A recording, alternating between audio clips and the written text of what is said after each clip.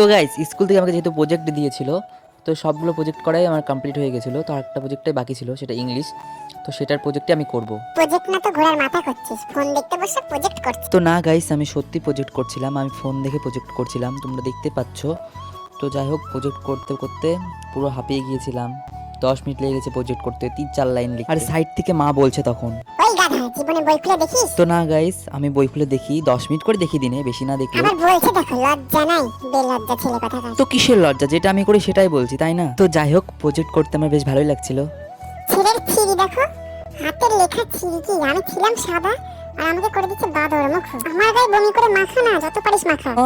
এইসব কি বলছে গাইস, আজকাল আমার সঙ্গে পেজও এরকম 2 নম্বরই করছে। তো যাই হোক, আমি সেই আগে শুয়ে বসে আমি প্রজেক্টগুলো করছিলাম কষ্টে দুঃখে। তো আমাকে কষ্ট পেলে চলবে না, আমাকে প্রজেক্টগুলো করতে হবে, নাহলে দিকে স্যার আমাকে করে দিবে নষ্ট। তো যাই হোক, আমার ওদিকে ভগ ভগ করতে করতে আমার প্রজেক্ট করা কমপ্লিট হয়ে গেছিল। আমি একটা ছবি আনতে যাচ্ছিলাম, তো সামনে দেখতে পেলাম একটা বড় দেখে বাঘ গাইস।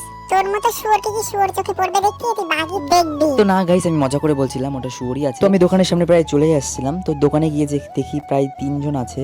তারা কি ঘোড়ার মাথা ছাতা করছিল বুঝি না, সেখানে প্রায় আমাকে 10 মিনিট দাঁড়িয়ে থাকতে হয়েছিল। তো তারপরে কি আমাকে ছবিটা বের করে দিয়েছিল। তো তাদেরকে আমি চিন্তা করছিলাম একটু পরে আসলে হয়তো ভালো হতো, এদের জন্য দাঁড়িয়ে থাকতে হবে। তো যাই হোক, ফাইনালি আমাকে ছবিটা দিয়ে দিয়েছে হাতে। তো এটা কিসের ছবি তোমরা অবশ্যই কমেন্টে জানাবে। তো এখন আমি বাড়িতে চলে যাচ্ছি। তো আজকের ভিডিও কেমন লাগলো অবশ্যই কমেন্টে জানাবে। অন্য কোনো নেক্সট ভিডিওতে দেখা হচ্ছে। পুরো ভিডিও দেখার জন্য thank you so much guys.